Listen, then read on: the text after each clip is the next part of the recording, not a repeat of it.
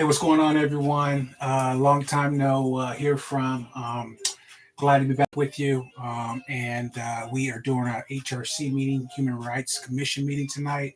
It is 7 o'clock, Wednesday, July 7th, 2021. And just happy to be here with you. We are doing our meeting via online tonight. And I think it's going to be our last Zoom meeting that we're doing then, I think the following month. Or actually the month after the following month. I think September we'll go to being in person once again. So the platform will change. If you've been checking me out at all, doing these meetings, recording us, just kind of really conducting business. This is my another commission that I chair. And, it's just been real fun, making the most of the Zoom platform and the situation that we're in with it. And so with that being said, I am a little disappointed that we won't have this available, but I will continue to record, I believe, on my computer and my phone during the live meetings, just to keep it consistent, at least up until, I'm not chairing anymore. And so I'm scheduled to be chairing all the way until January of this year. There is one little small hiccup. I am running for city council here, and those elections are in November. So with that being successful, then that will end my role as a chair participation here on this commission. And then I will be seated as a council member for the City of East Lansing is the goal. So that would be a good problem to have for them to find a replacement for me and for me to be representing the community as an elected official. So that's what I'm hoping we have as far as the situation, and that I do not have to serve all the way to January, because that means I did not win the election that I'm running. But no matter what, I'm going to keep this thing going and keep you guys informed, or keep somebody informed, anybody informed when it comes to some of the discussion. So tonight we will be discussing primarily our coffee and conversations. We did about 7 or 8 of those last year. The year before we had the pandemic, and we had various topics that we were focusing on: housing discrimination, veteran affairs, just certain things in the community that really are issues that we want to put some energy into, and maybe advocate and get awareness and information out there to the community in regards to what resources, information that may be helpful to them overall.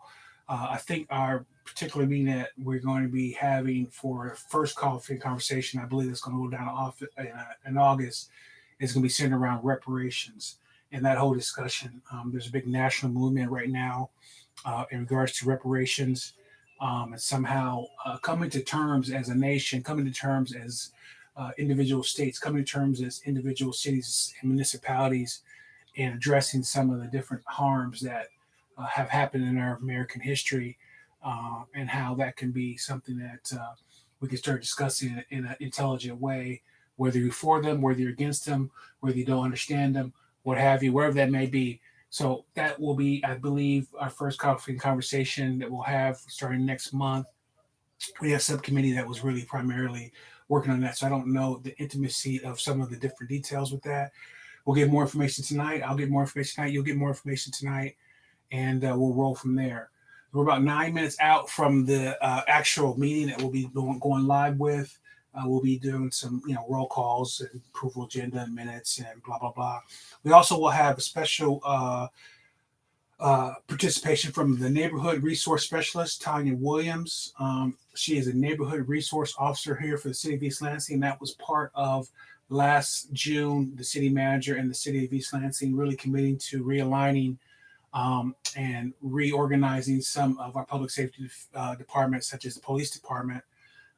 And there are some neighborhood resource officers now responding to certain calls in our community that maybe officers are not really designed to really address, and really cut down some of that community contact in a way that maybe there could be more advocacy and more community in the policing as far as answering some of the calls, dealing with parties, noise violations, and things like that. So I've been hearing great things about them so far.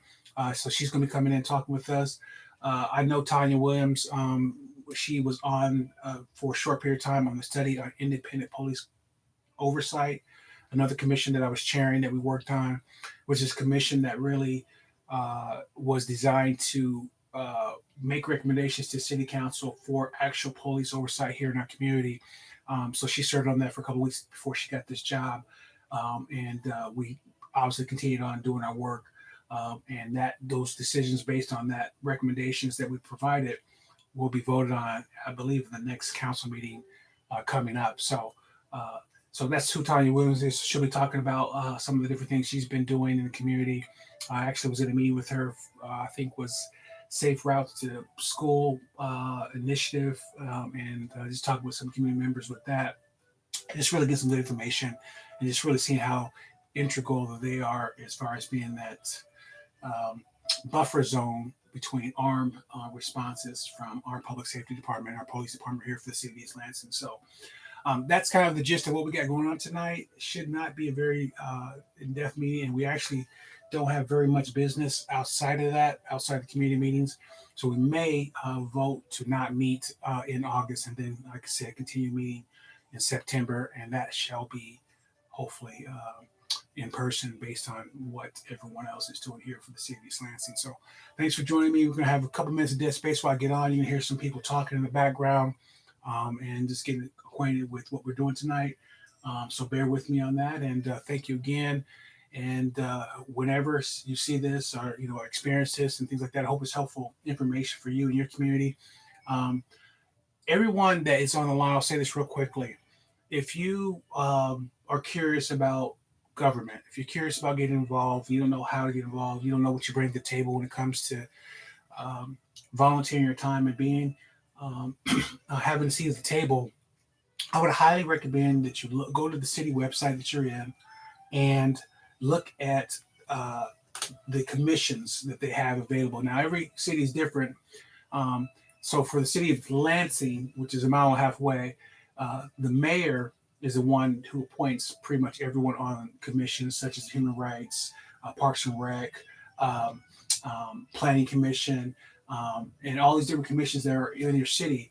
But here in the City of East Lansing, anyone can sign up and be involved and get appointed to serving. And so if you have a skill set, education background, or time to be able to kind of participate in your city, you really want to understand more what's going on, you really want to see some changes specifically to the things that are important to you, I believe there may be a commission for you to get involved with. So check that out in regards to your participation, you getting involved. This is how I got on the screen with you today. This is how I've been able to get involved and have a seat at the table for some very, very important community issues here in our city here, and be very active in advocating for the things that are important to me, such as public safety and human rights, and some amongst other things that I've been part of with my involvement on these commissions. So I would highly, highly, highly encourage you. The younger, the better.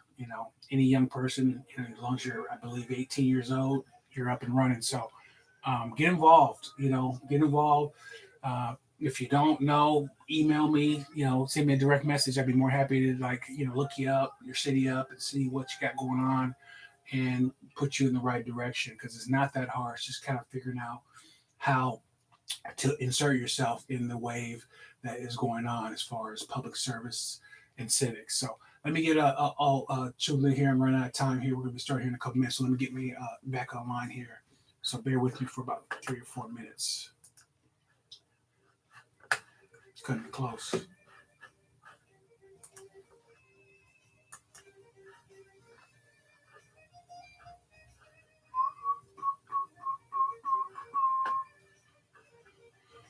All right. Gotta find my link here. And I'm hoping everything goes great with this, because I did not do this before I start talking with you and running my mouth.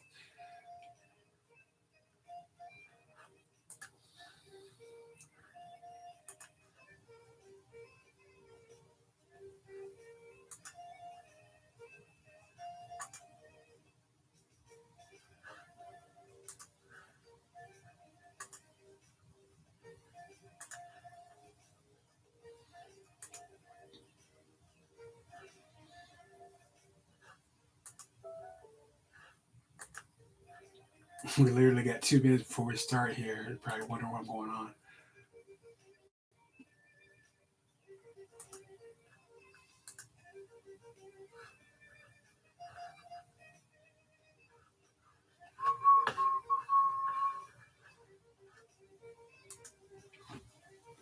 Get this radio off here real quick.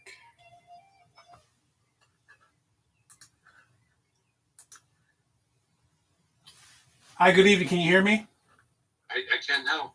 All right, great. Sorry, I cut it a little close here tonight. I don't know if you got the updates. Karen may or may not be here this evening. She's up north and she's having some internet issues. So she just texted me that. And then Commissioner Sardar is going to be a few minutes late, so he's coming from another meeting, from what I understand. So he will be here, though, eventually, and we'll hopefully be able to acknowledge him once he gets here. And Chuck, we are unsure about Dr. Tyler's presence at this time. He has kind of the same meeting commitment deal for him as well. Right. So wow. So we got 4 of us here right now. So do we need 5 to have quorum? Is that how it works?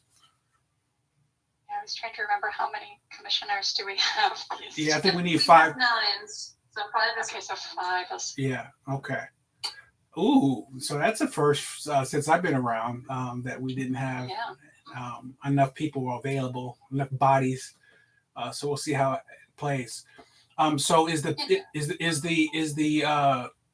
plan just to have the meeting not start officially for the public and just see if someone comes in a few minutes late type of thing, or how's that going to work?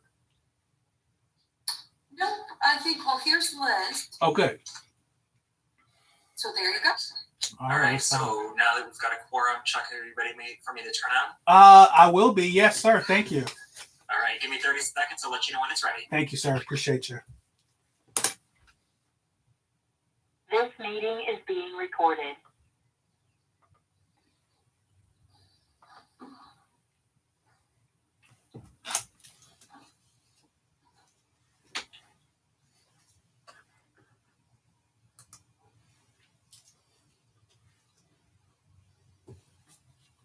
Okay, we are live. Thank you. Thank you all for joining us this evening for our East Lansing Human Rights Commission meeting. Today is Wednesday, July 7th, 2021, 7 p.m. And again, thank you all for joining us this evening. And I'll just jump into our opening here. The City of East Lansing occupies the ancestral, traditional, and contemporary lands of the Anishinaabeg, Three Fires Confederacy of Ojibwe, Odawa and Potawatomi people's land, ceded in 1819 Treaty of Saginaw. All right, thank you. We're going right into roll call, if you please.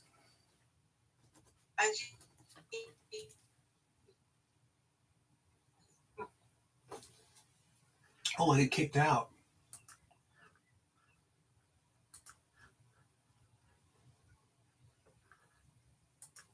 This meeting is being recorded. So I'll just do the roll call. Commissioner Pat Cannon. Present in East Lansing, Ingham County, Michigan. Commissioner Grigsby.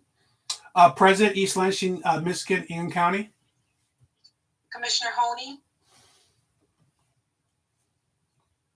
Commissioner McWhirter.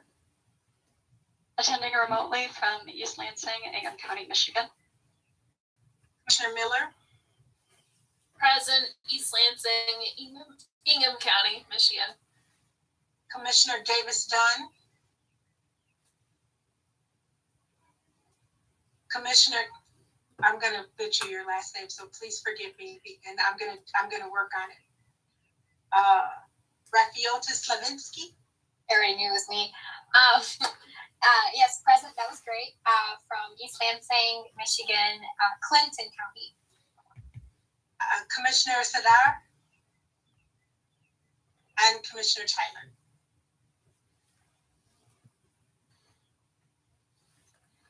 All right, thank you, Elaine. We do have quorum tonight. Just by the skinniness of our hair here, we got it. Good again to be with you all. We're going to jump right into item 1.2 and look for an approval of the agenda of 7/7/2021. If there's no amendment or changes to that agenda, I'll look for a motion. Moved by Commissioner Catherine. Is there a second? Second. Seconded Miller. by Vice Chair Miller. Thank you. Is there any discussion in regards to the agenda 7/7/2021? All those in favor, please say aye. Aye. Aye. Any opposed? So moved. All right, we'll move to item 1.3, and we will look for an approval, or I guess we'll look for an amendment for approval for the minutes for June 2nd, 2021.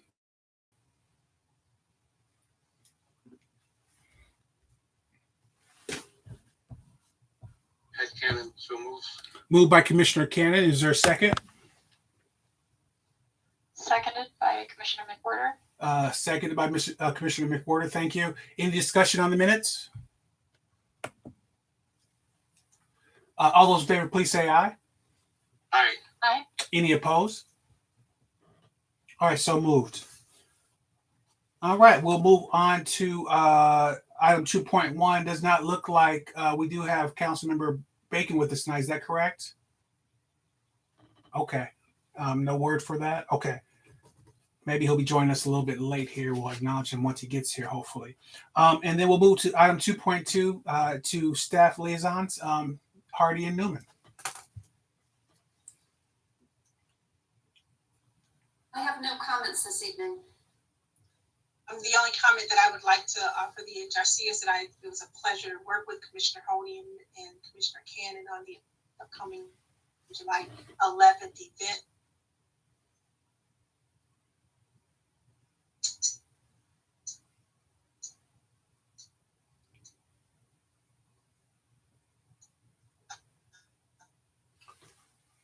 I think I'm frozen. So I'm having some internet issues, Vice Chair Miller, so you'd be up and ready just in case I'm not capable. The range sometimes gives my internet a little bit of problems. So as Mrs. Hardy was talking, I froze. I think everyone else was just fine. So I apologize. Please go ahead, Commissioner. Question for Elaine. Did you ever get my latest attempt to send you the comment? Yes, I did, Commissioner Cannon, and thank you for the reminder.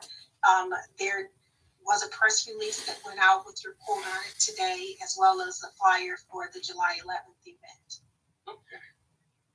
For everyone's wondering why I asked that, for whatever reason, the first 6 times I tried to send it, it went to others but not to Elaine, and I have no idea why. But I'm glad you got it. Thank you.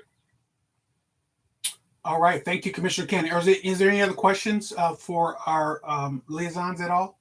Yes, Commissioner Catherine, please go ahead. I'm wondering, what is the city doing in terms of getting back to City Hall? How's that?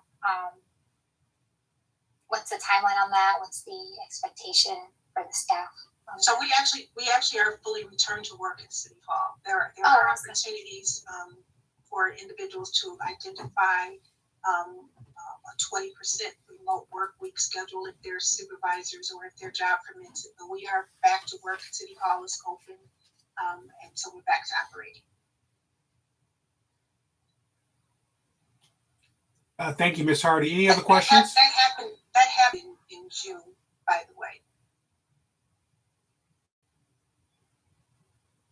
All right, we'll go ahead and move on if there's no other questions. Justin, do we have anyone on the line by chance? We have no attendees. All right, so it looks like we'll go ahead and skip item 3.1 and 3 participation and jump down to item 3.3 up to the commission in regards to if anyone wanted to respond or talk about the written correspondence. Mr. Chair? Yes, please, Commissioner Cannon, go ahead. Thank you. I just want to call attention to some more articles I sent to commissioners regarding reparation. The articles seem to be getting better and better, and it's pretty clear that there is movement in different pockets of the country to explore the possibility of initiating reparation, and I think that's encouraging, although I think we can't identify a place where it is actually happening. but I'm encouraged by that. And I did send one article which is not dealing with reparation. It's regarding Vincent Chin, and it's an old saying, funny how time goes, but it's been 39 years since Vincent Chin was murdered in Detroit, because people in May of whatever 39 years ago would have been, was it 72? No, maybe 82. And it's interesting but sad article. You might remember when we were talking about, we got our first coffee conversations on the subject of hate crimes. Vincent Chin, Matthew Shepard, and James Byrd were the three individuals probably most prominently known as being victims of hate crimes. And I'd like to say that hate crimes are behind us now. There won't be any more, but none of us can say that with certainty. Thank you. Thank you, Commissioner Cannon. And I really appreciate you, paying attention, sending this information and sharing with us. I really encourage you to continue to do that, as well as everyone else. We just level up when we have an opportunity to have that information, just be able to kind of sit back and take a moment of pause.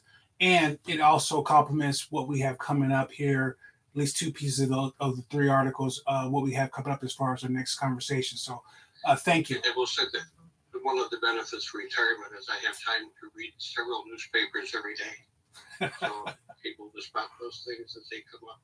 Thank you.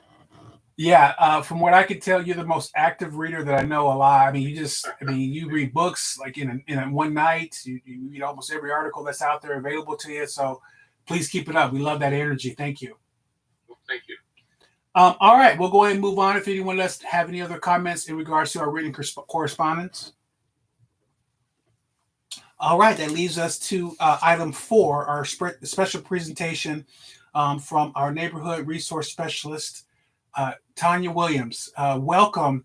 It's good to see you again. And I'm not quite sure if you have something that you want to present or you want to just open up for questions. It's really free flowing because I did get to the meeting a little bit later and get a chance to kind of really talk to you real quick to see how you wanted to do it. And I know you have been talking to several other bodies and things like that. So you please let me know or let everyone know how you want us to kind of do this for you. How about I just go over a brief overview of what it is that I do and how I guess the position came to be, and then I can just open it up for Q&A. How's that sound? Perfect. Good. Awesome. Okay, so where shall I start? Well, the neighborhood resource specialist, I'm sure as you know, is a new position within the City of East Lansing. In the police department itself, it is something we've never ever had before, and it is part of the response to the civil that had happened last year. Other departments that currently have social workers on their roster as part of their community policing initiatives. However, it doesn't sound like there's a whole lot of civilian activity that happens amongst the police departments. So that's where I come in. I am a non-sworn civilian position within the department. And ultimately what I do is focus on the LLCs, if you will, low priority calls, long-term problem solving, and community engagement. The low priority calls is what you're going to typically hear when it comes to taking specific found property reports, taking bike larceny reports. I think that those calls are going to ultimately expand further as we kind of, as this role continues on. And we see where we can step in and kind of have some of this interaction and take over calls for some of our law enforcement officers so they can handle the top priority stuff. And then from there with long-term problem solving, I mean, if anybody's aware of East Lansing, we know that there tends to be issues that really sometimes there are no solutions for, or it requires a lot of additional follow-up that police officers just can't do. Even though they work 12-hour shifts between taking all their calls, having to write their reports, and then having a sporadic, unplanned schedule monthly, This is kind of where NRS gets to come in and be that consistent follow-up that allows for not only the follow-up, but the accountability aspect when it comes to those long-term problem solving. And then community engagement. I think that everybody is kind of very happy to get back to moving forward with life a little bit. And I see that we are starting to open things up to community involvement. So that's where we step in there too. Thank you. All right. That's a great layup for us to kind of get a feel for the room here. I'll open it up to any commissioners that have any direct questions in regards to Tanya being here this evening. Yes, please go ahead, Commissioner Catherine. Yeah, Tanya, thanks for being here and for doing such great work. Sounds amazing. I was just wondering, what are some areas of opportunity that you have identified where maybe the Human Rights Commission or other areas of city government can collaborate with in some of the initiatives that you're doing? I imagine that you have some events associated with just community building in general. So if that's an area of opportunity, but I was wondering if you have identified others areas of partnership as well. So that's a fabulous question. So thank you, Commissioner Catherine. Right now, I'm going to be honest with you. We are kind of still in this planning no man's zone, right? I came in January and we were still in shutdown and all the things were happening. So as things have begun to open up, that has really allowed for us to get more involved and interactive in the community. As for the Human Rights Commission, I think that one of the areas I think you guys may be most beneficial will be when it comes to the citizens of East Lansing who may have a lower economic status than what most people recognize when it comes to the city. I think in working with MSU and some of their FSL team members and things like that, it seems like that I think everybody views East Lansing financial means and income, which is very true. However, there is still a population within the city that aren't necessarily as fortunate. So one of those areas would be considered what we call Deer Path Apartments. That is Section 8 housing, along with 1777 Hazlitt Road, which is senior community housing, also Section 8. I know that sometimes they tend to be a lost group of people. So what I'm currently doing right now is working with one community member who lives in the Deer Path community on creating their own Deer Path Community Association. The way that the city is laid out, they are technically a part of a specific community association. However, I don't believe they actually get any information from that association. To have a lower economic status, don't necessarily feel confident and comfortable going to those events anyways, and being outside of their own peer group, coming from somebody who lived in that situation. That's true. So that's kind of where we're working. That's one of my big things that I'm working on right now. So that could be very helpful. Thank you. Any other questions? Comments? Thank you. That was a really great response. And just thank you in general. I've been really impressed with your visibility this past year, especially given that in the midst of a pandemic. So I know that's not easy to develop a new role in the city and when everything's shut down. So I really appreciate the efforts towards visibility and communication. What has, because it's almost been a year in, a little less, what's really surprised you about this role or about the city? So for those of you that don't know, I actually used to work here. I was here for 5.5 years as a police officer, and then I left. COVID happened, business, all the stuff, and I came back specifically to this role because it was something that we had never had at the department. And I think the one thing that is, I guess maybe it's not so surprising because I recognize this as a police officer, but I think what's surprising is how awesome it is, to be honest. And that's the fact that, so under the police department, I still have specific policies and procedures I do have to follow, right? It's just where we're at. being city employees, employees of the city and things like that. But I think what's even more awesome is I still get to work outside of the box and come up with solutions to problems that I necessarily would never have been able to do as a police officer, having to follow specific laws. So I think that's the one thing that was really surprising is one, how open people are to those out of the box solutions, and two, how effective they can be when you're not necessarily held up by law and all the red tape that comes along with it as a police officer. I think that's probably one of the coolest things ever to be able to see happen. Thank you. Anyone else?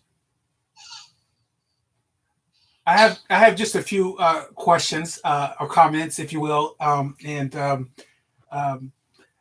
heard nothing but great things about you and your team and what you have been doing and making a difference already with some of the different contact with the community.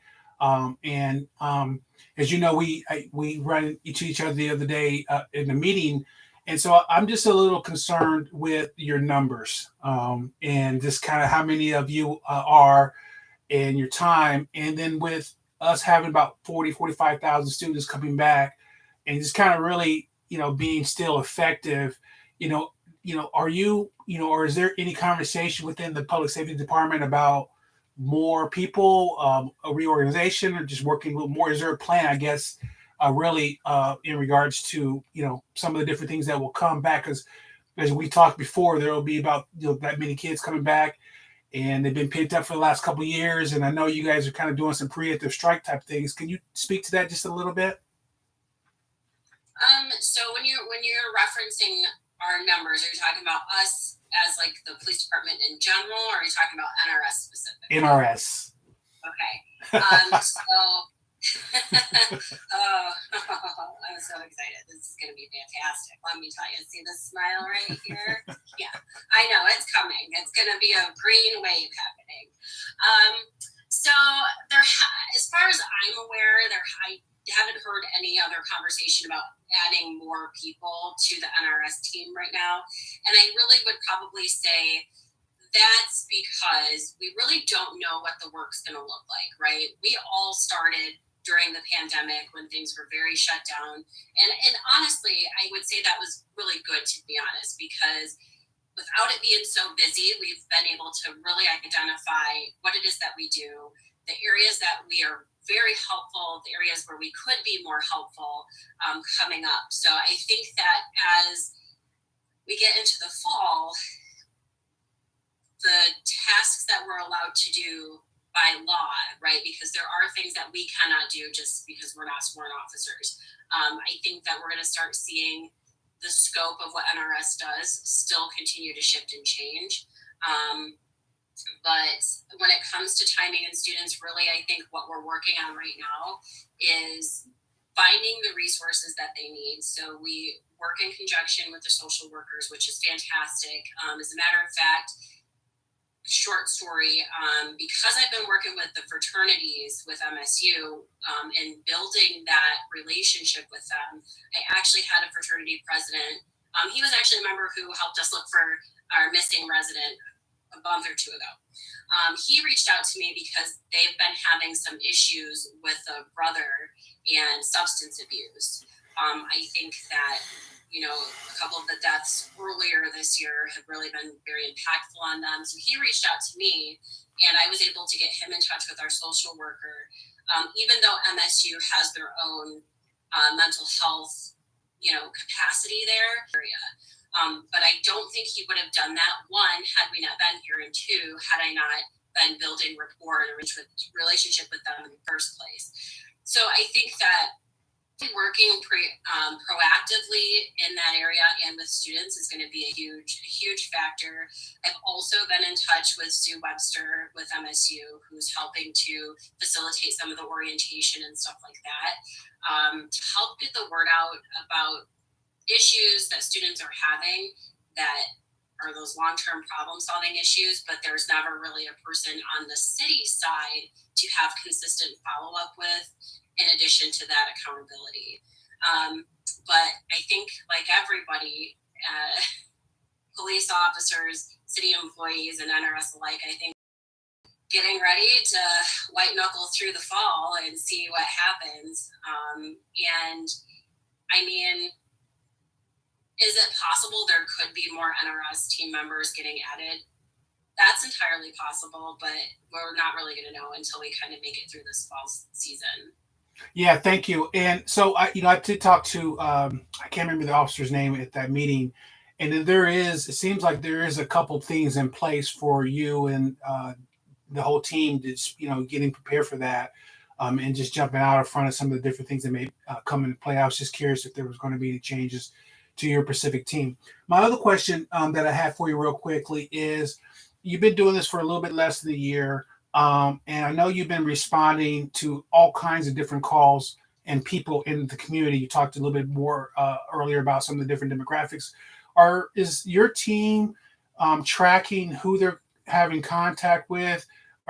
Is there a database that you're building right now? Because I really think as we go forward and as you and your team develop, what you're doing out there, that to be able to kind of show what difference you're making and things like that, is you're really keeping track of kind of who you're having contact with, what calls you're having contact on, and and so on and so forth. Any discussion, or is there something in place with that right now? Yeah, so we have a couple of different ways to do this. So the first way that we have is what is called our spreadsheet, right? And this is really kind of like those one-time contacts. So one of the things that's coming down the pipeline for us is we do have an NRS vehicle. It has the city emblem. It says Neighborhood Resource Specialist on it. Those vehicles are actually going to have lights. We're going to have green lights, kind of like our DPW workers. And so we've been able to sit on like one-time calls, like down utilities, broken pipes, things like that. And that's getting tracked on as minutes spent. Then there's another area that we create what's called a referral. So anytime, let's say we have a resident who emails the city on the city website, we're having XYZ issue in our neighborhood, that gets sent to a specific person in admin. That then funnels down to us, and then we create a referral for this, create the contact, do the follow-up, and then in the referral, you have the initial narrative of why this referral was created, the date, who it came through, and then we also track that referral based upon sector, which, east or west, sector 1, 2, 3, 4, 5, things like that. And then in another section, we are able to type in all the follow-up that has been done. So for instance, I had a civil issue between two neighbors that was kind of spiraling out of control, quite frankly. And finally, I had referred her to the, I think it's the Greater Lansing Mediation Center over in the Lansing area. And all of the contact between the emails from her, the emails from the neighbor, my emails, it's all been listed in there in addition to any other resources that were sent to her. So there's that form of tracking. And then the last form of tracking is what we call kits. And a kit basically, so I mean, we're going in order of, I guess, a level of severity. And the kit is where it takes more than one department. So a referral is really NRS, right? It's just what we do. Maybe we might use an officer here or there, but the kit really comes in when it requires the officers to step in. And that, that comes down to traffic problems.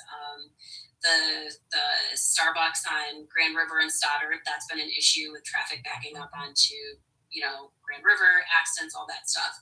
So it's kind of in a level of severity. So there is documentation about what it is that we do, who the referral comes into, and all that stuff is saved to the point where if we get a referral, we can search by name or by address to see, had we been there before, what were the steps that were taken, who were we dealing with before.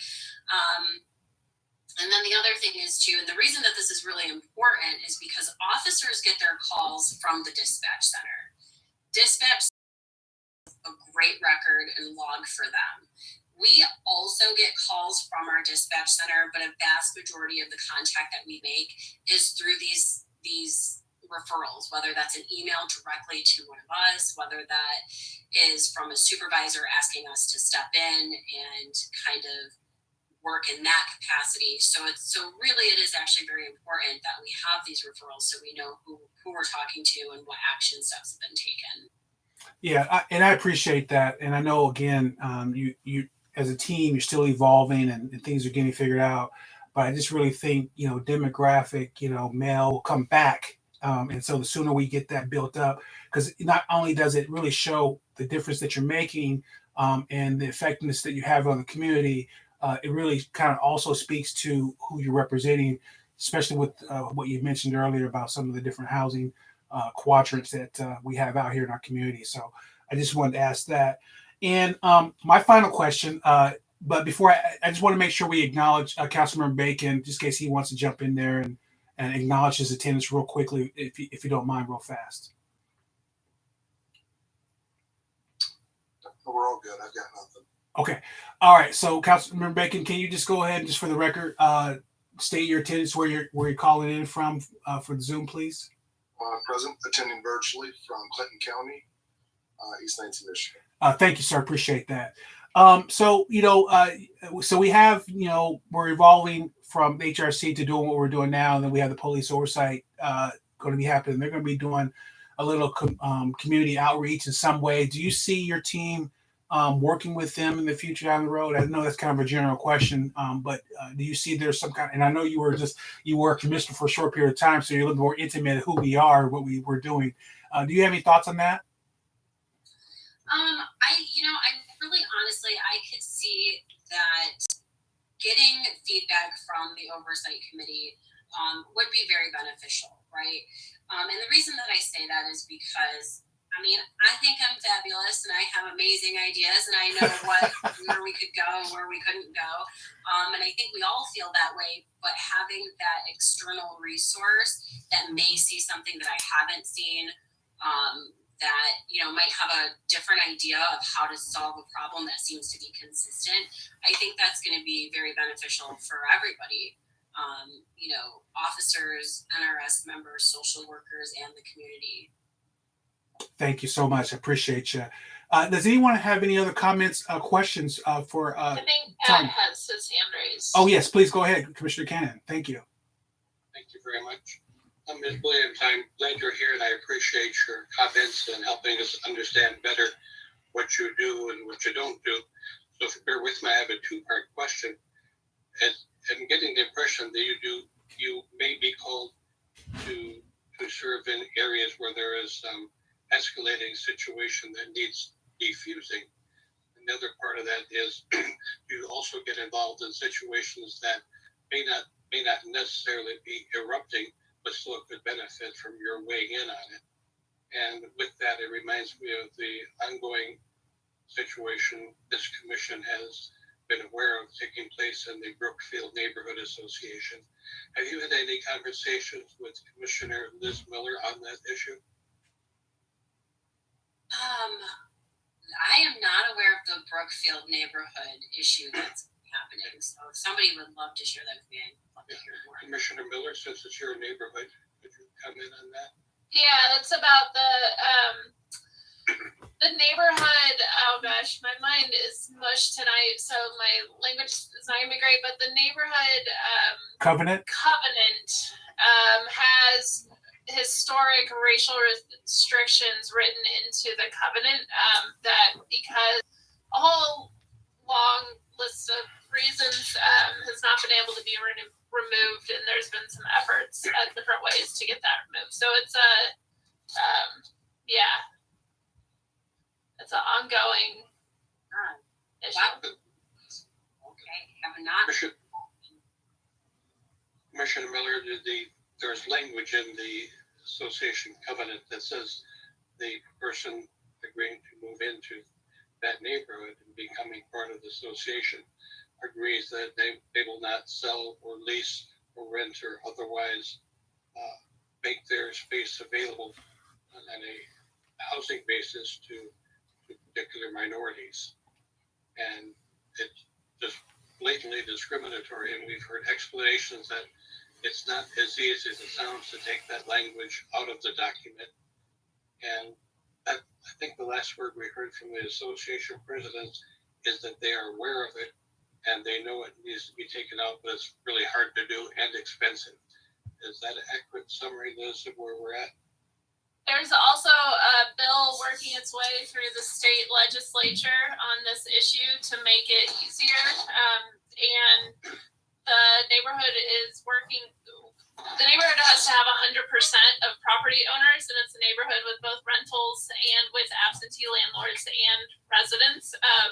So it started before pre-COVID, a few months before COVID's effort to get 100% of property owners notarizing the change. It's obviously, it's a historic language that because of the 100%, they've not been successful at tracking down all of those homeowners previously. Obviously not enforced. And there's a separate document from the neighborhood that says we do not support this language. We've been talking about this for a very long time, and my concern is that I'd like to see us or somebody do more about it than has been done in the past. And this is the kind of circumstance that I fear may erupt in an incident at some point, and we can hear members of the community saying, why did this language, why was it let stand for so long? If they do, why didn't they do something about it?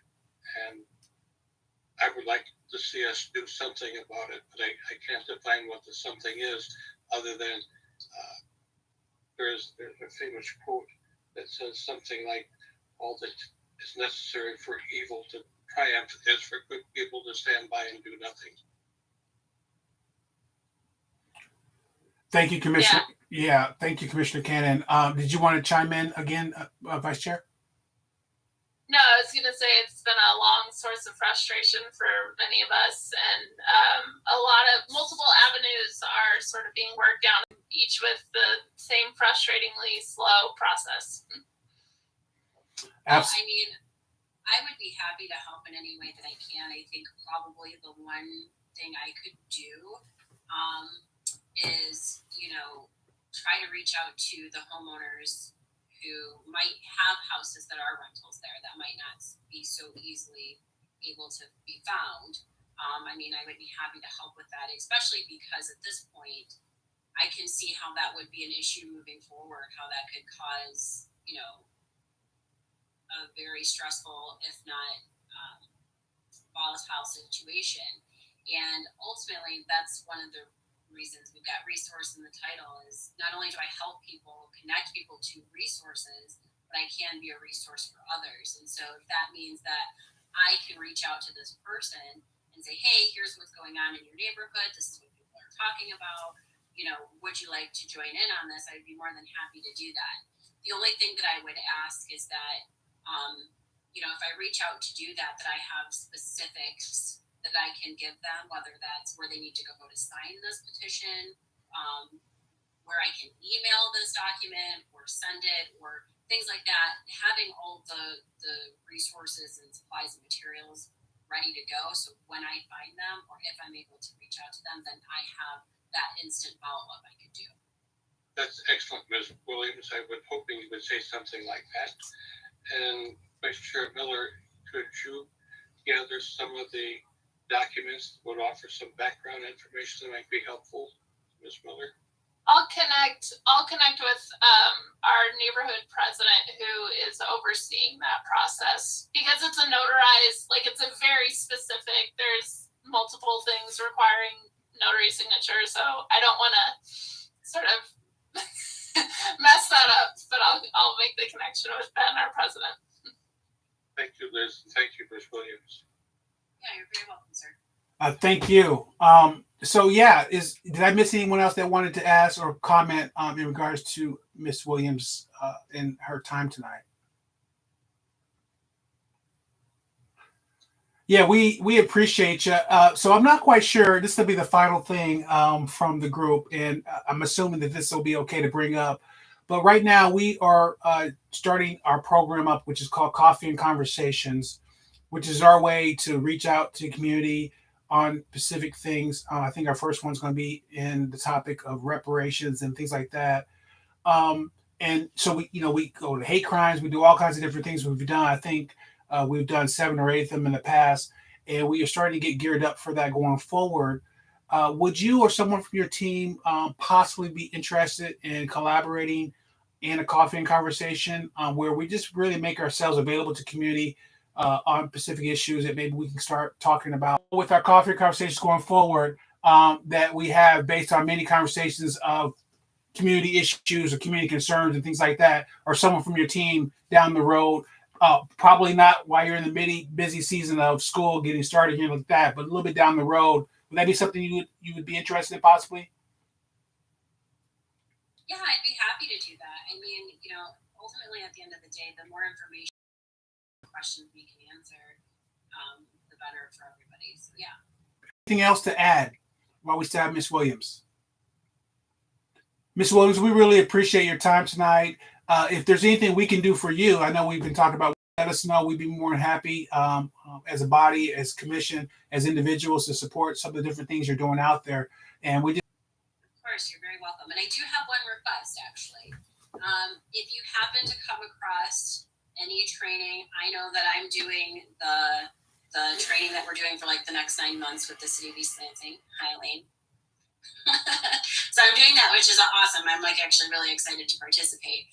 But if you happen to come across any training or seminars or anything that you think would be beneficial for NRS and the team members, then please, by all means, you can send that to Sergeant Park, or you can send it to me and I can send it to him. But we're always looking to better our skills and our knowledge. And I know for us sometimes, it's hard to find things. And I know with the resources that you have and the things you're connected to, you might see something come across your desk that stands out for you. Let Miss Williams go. All right. Thank you, Tanya Williams. We appreciate you, and we will stay in contact with you and hopefully collaborate going forward. Great. Thank you so much for your time. Have a good evening, everybody. Take care. All right. We'll go ahead and move on to item 5.1, new business, and it is return to in-person meeting discussion. I know, I believe, I just want to get some feedback from commissioners or liaisons or staff in regards to in-person meetings.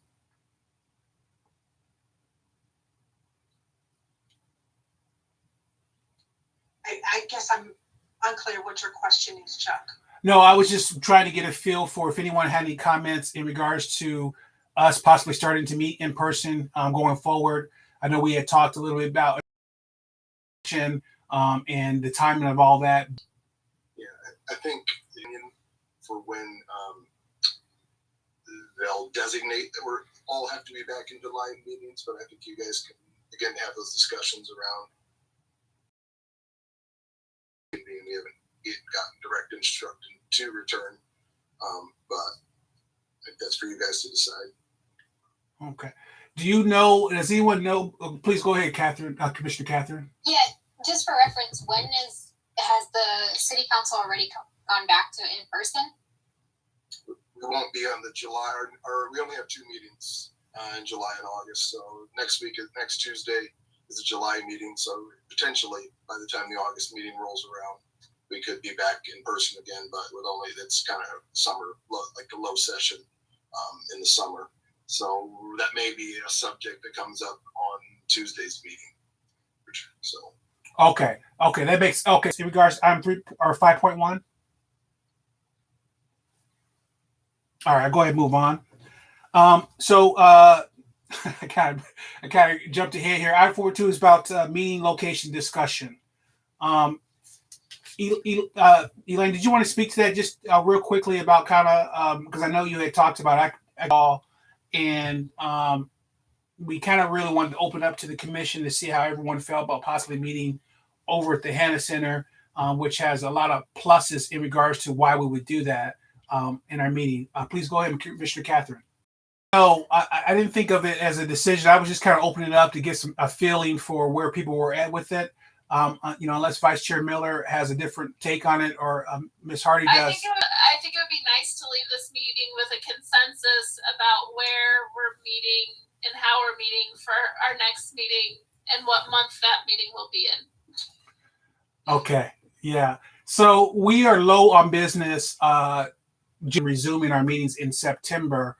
And I think Vice Chair Miller is laying up for me here for our discussion. Does anyone have any meeting for August? And then following, yes, Commissioner Cannon, please go ahead.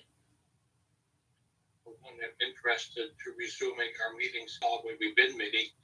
It sometimes feels we're kind of crowded in there.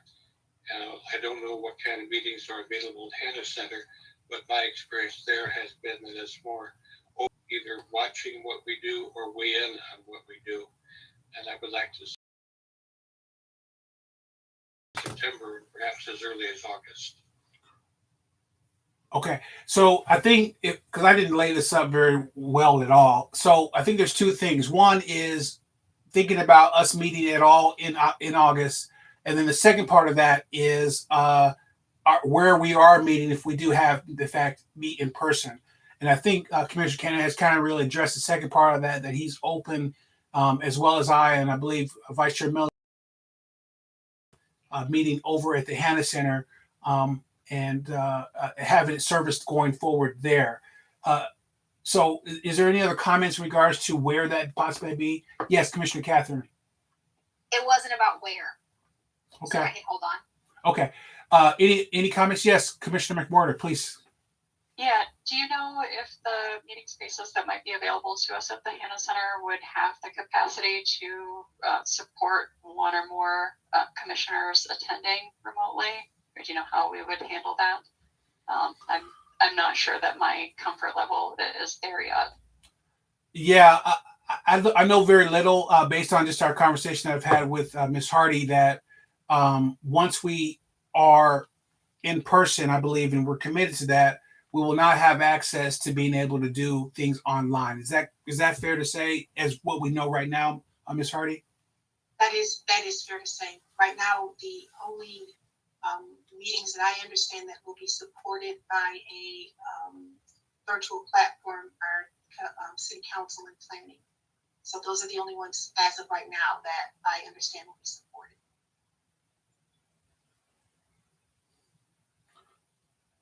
Okay, so that would be I think a source of concern for me personally, because that just from a safety standpoint may make our commission meetings inaccessible to me.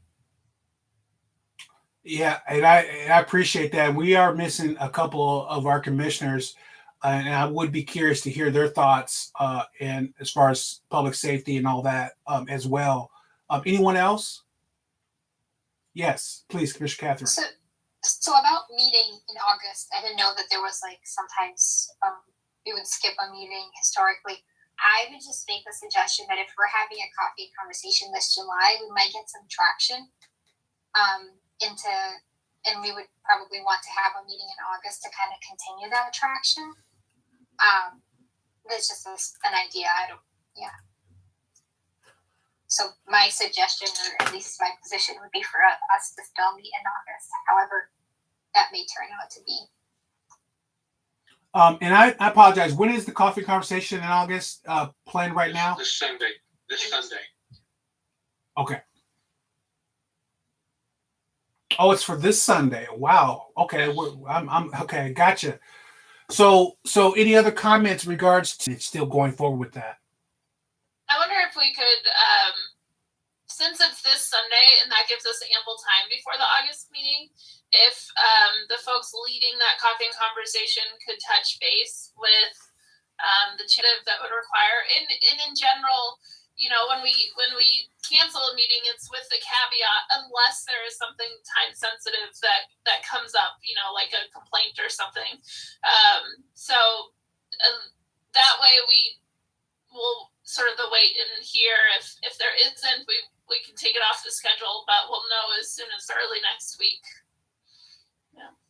The only thing about that, and I could be wrong, is if we leave this meeting now, and then wait for that to happen, we won't have a meeting to actually have a actual pending, or unless that says we won't meet in August unless there is pressing business. Will that give us enough time for public notice? Because that's really the. Yeah, I mean the meetings, like you said, it's Sunday the 11th, and then wouldn't be scheduled to meet until I think that the 4th of August if we did do that. So there's plenty of time for public notice. There's plenty of time for us to kind of get that set up within within that time frame. So it would be appropriate.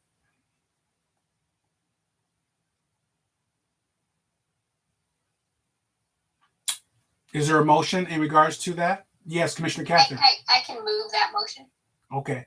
So so I just want to make sure I understand the motion and the public understands our motion, and we're all kind of whole with how we're looking at this. Can you state the motion for us if you can? Yeah, I'd like to move that we skip the August meeting unless there's pressing business to be discussed or complaint that turns up causing us to have a meeting. Is there a second to that motion? Second. Seconded by Commissioner Cannon. Is there any more discussion in regards to the motion on the floor? All those in favor, please say aye. Aye. Is there anyone opposed to that motion? All right, so moved. All right. And just for clarification purposes, the people leading that meeting on the 11th will get a hold if we hear something from the liaisons as far as a complaint or anything that we need to address. Is that correct? Yes. Okay. I just want to make sure we're clear and clean because I did not jump into new business very clear with what I was doing with that. So thank you for bearing with me. All right. Is there any more discussion in regards to the status of our August meeting after the vote? All right. We'll go ahead and move on. Yep, I can take that one.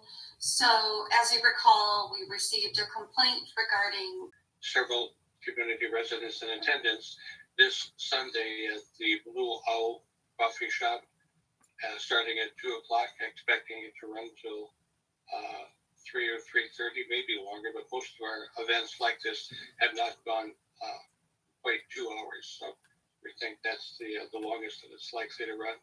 And the subject, as you all know, is reparation, what it is and what it is not. And I don't know anyone who, the idea is not to come away from that, but then a firm direction on where we're headed, those questions. So again, that'll take place this Sunday at July 11th at the Blue Owl Cafe, starting at 2 o'clock. And we know that the commissioner only. Thank you, Commissioner Cannon. And there's an East Lansing staff, or is there any special professionals or anyone else that we know of, at least right now, coming to this event? No, we have not. Well, we 11th, Coffee and Conversation. to take place in September. We've had a few subjects raised as a possibility, but no determination.